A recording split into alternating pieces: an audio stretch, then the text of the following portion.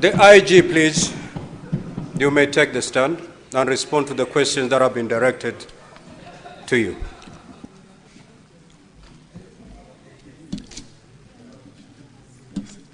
Thank you very much, Honorable Speaker. Let me once again start by saying that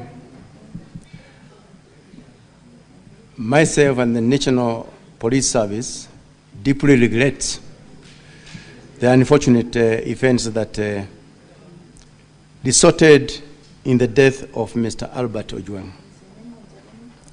while in the police custody. The service extends its sincere condolences to the family and loved ones of the deceased during this very difficult time.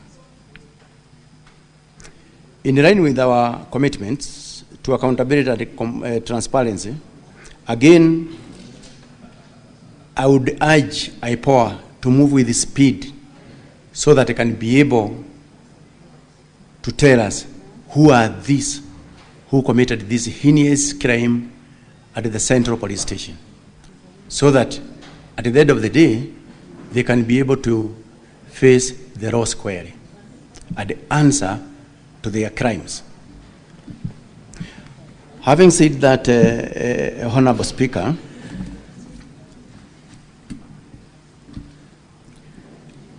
let me start by saying that I've already apologized for the erroneous reporting that was done at that very early stages when this kind of crime was realized. And number two, that has since been rectified because we have even seen the outcomes of the autopsy that was done yesterday.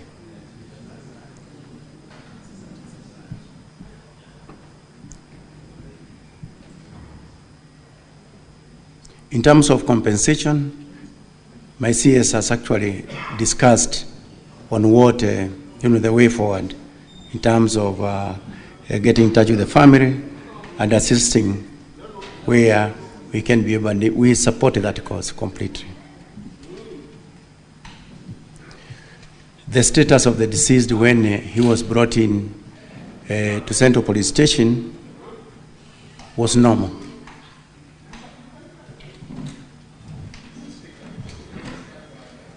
That information, the status of the deceased when he was brought in to the Central Police Station at that 23 hours, the status was normal.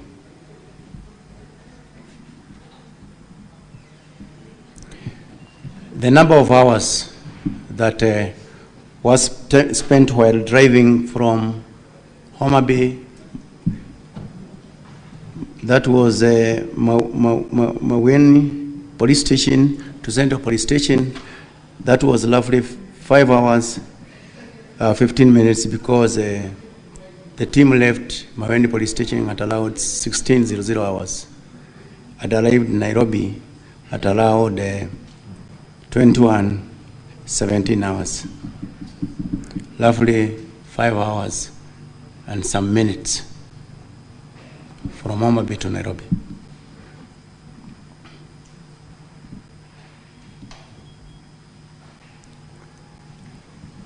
There is that question of why not invite the suspect to come to record statements at the nearest police station. The DCI is going to deal with that one, Honorable Speaker.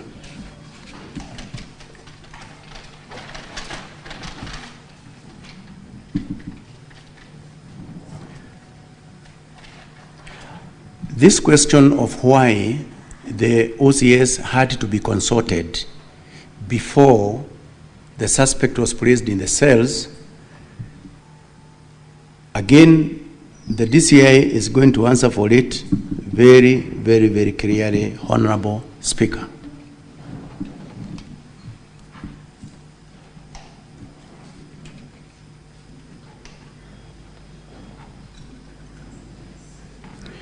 There was also the question why the late Albert Ojwang had an opportunity was given an opportunity to call the spouse.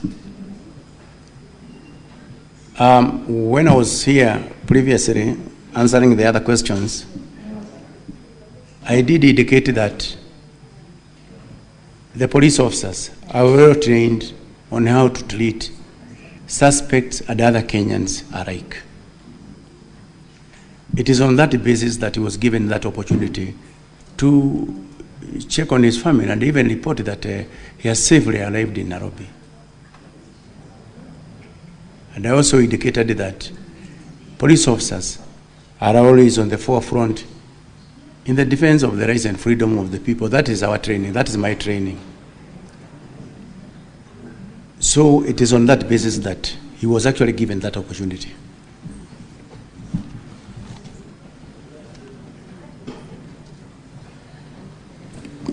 Two minutes to go. Now, in terms of processing persons of interest, the question is whether the numbers, the persons of interest have actually been exhausted. I think that one will be effectively answered by IPOA, who are actually investigating on the same honorable speaker.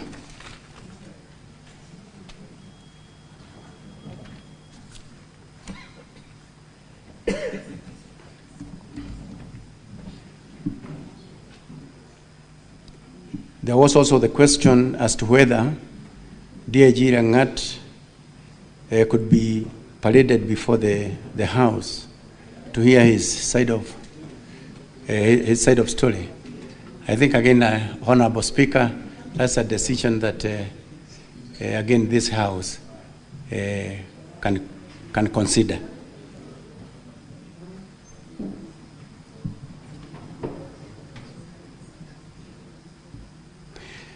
Whether there are different sets of laws for different sets of people or groups. Our laws are for everybody, and nobody is above the law. And the DIG was explained by the DCI. He did launch his complaint in writing to the DCI. And the DCI, in his wisdom, had a team to look into that complaint. And that is basically, as he explained, how that investigations commenced.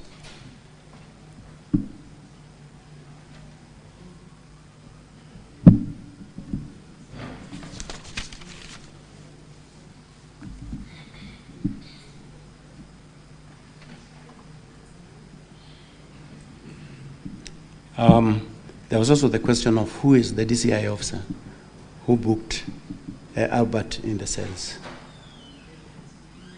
The names are also there with the IPO, and I believe the IPO is going to provide for that. So, IG, you are referring quite a number of things to DCI and IPO. Yes. Kindly allow DCI to take the stand. Thank you, DCI. And DCI